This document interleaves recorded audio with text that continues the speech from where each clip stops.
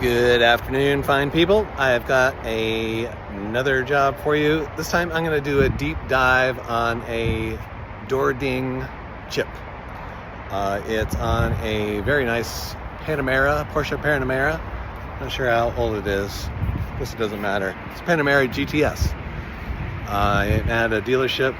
I'm actually at Irvine Porsche in Irvine, California, and I'm going to kind of do a deep dive on this one so you can really see how picky or how finessey I get with some of these little tiny minor things where somebody else, like a paintballer, would just stick a blob of paint in there and say, hey, look, I did it.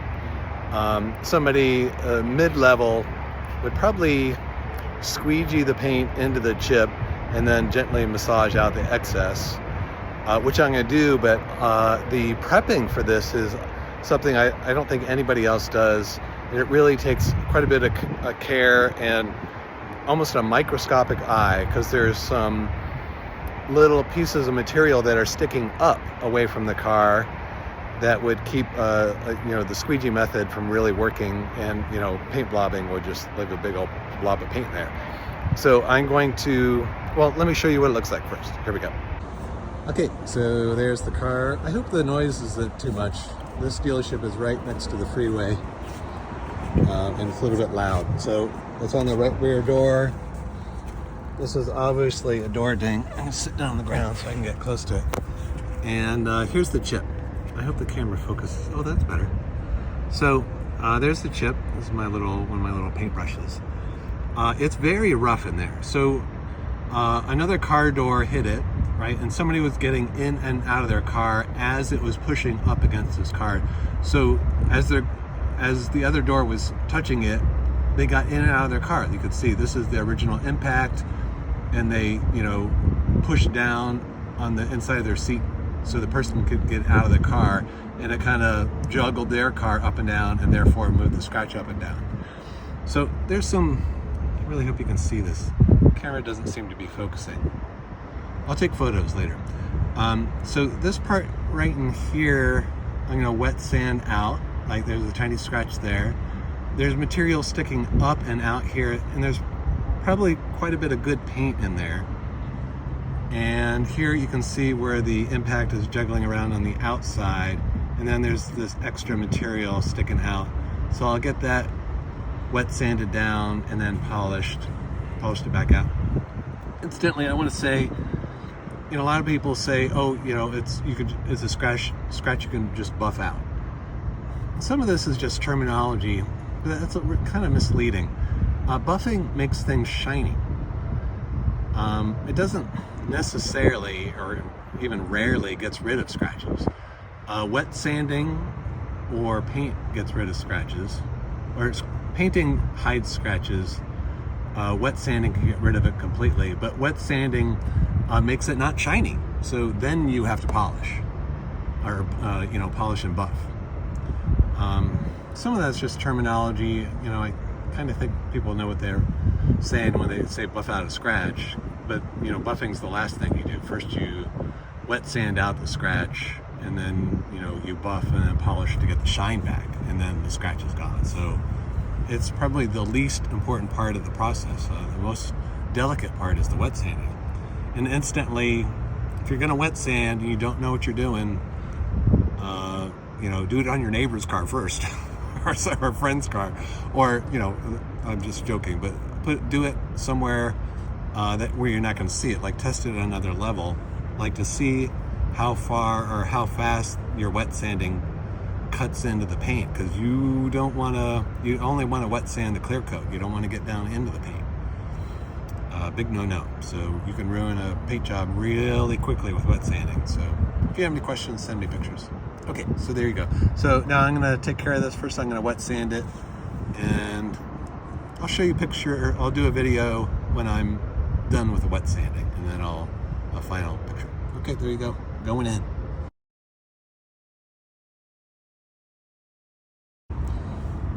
Okay, there you can see the wet sanding. Oh, I lost my little pointer. Like that middle section is pretty well cleaned up, and you can, like when you wet sand, it looks pretty awful. But when it's wet, you can get a pretty good idea what it's going to look like when it's polished out. And that upper one, as I noted, let's see if you can see, is pretty much gone. It's there very slightly. I might wet sand a little bit more. I might be able to get rid of that without having to add paint. Put some more water on there. The upper one's pretty much gone. And then this one is really ready for the squeegee method. So I will polish this back out so it's shiny again, and then I'll tackle the rest of that. And I may not have to do anything with that upper part. I might, just tap the brush on there very slightly, but for the most part, that's looking pretty good so far. Okay, here we go, next step. Okay, there we go, there's the next step. It's polished out. And that it's there a little bit, but I'm just take that very microscopic little paintbrush of mine and just barely tap a piece of paint on there. And like, I don't say on a molecular level, but it's pretty close. And then I'll squeegee that. But see how much better that looks to get it ready for paint chip repair? So there you go, now you know one of my secrets. Stay tuned, let me wrap this up and you can tell me if you can find it anymore, because you'll still see a little bit. And keep in mind, the camera is about 6 inches away. I am very close to this chip, so there's my finger so you get an idea of how big the chip is. And yeah, the camera's about 8 inches away maybe. Okay, here we go. Just to give you a little perspective, let me zoom in. I always try to make the things I repair not visible from where you're most likely to see it. Okay, so I'm a tall guy. I'm standing here. The camera's about eye level, and I'm looking down at the car. Now the camera is maybe 2 feet away, and I can't see it unless I align it with this white parking light, the reflection of that line right there. And let me see if I can light it up right now.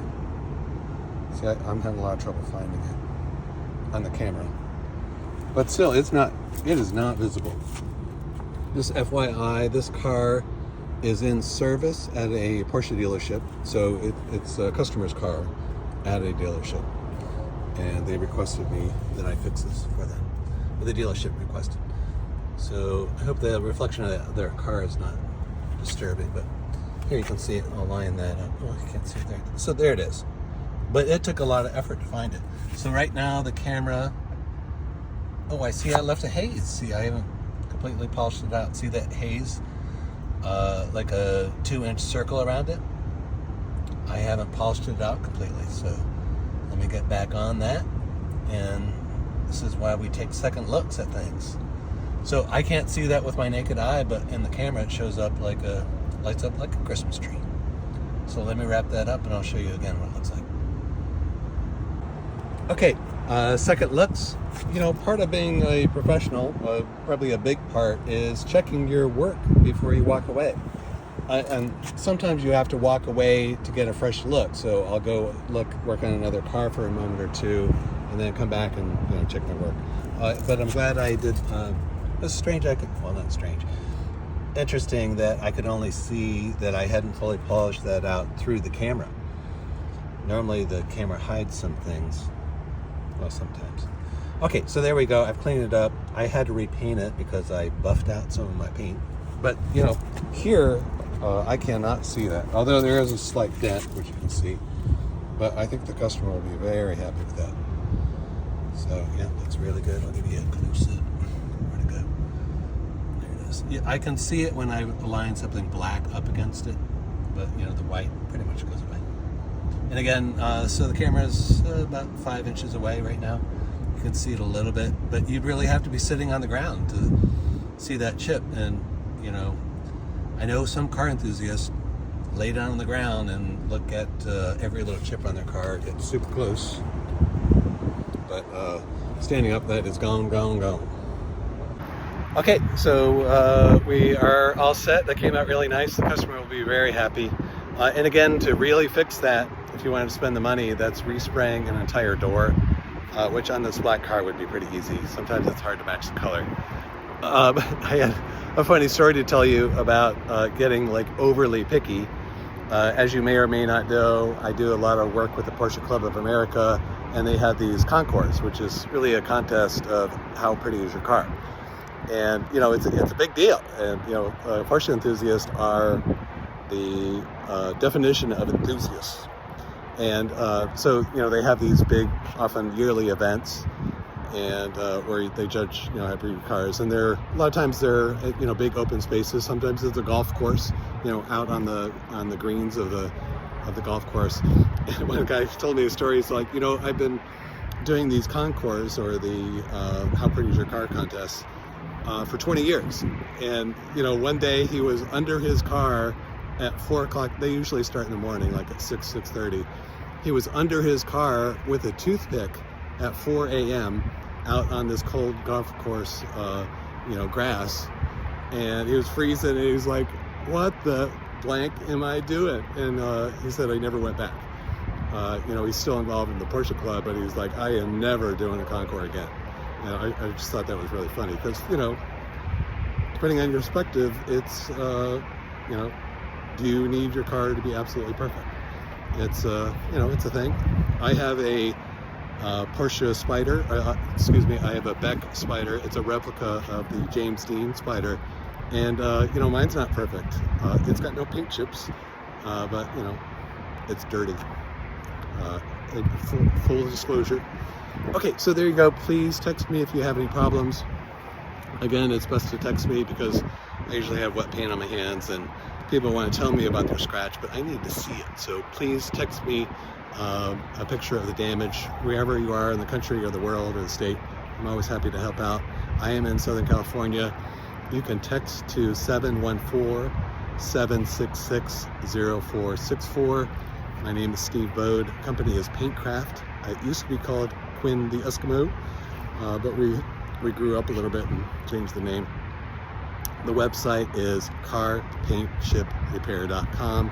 I've been called the best touch-up guy in the country by the Vice President of Mazda North America, by the Porsche Club of America, and I even, for quite a while, pre-COVID, I taught touch-up to the Porsche Club of America at a yearly meeting called Tech Tactics that happens fairly close to us.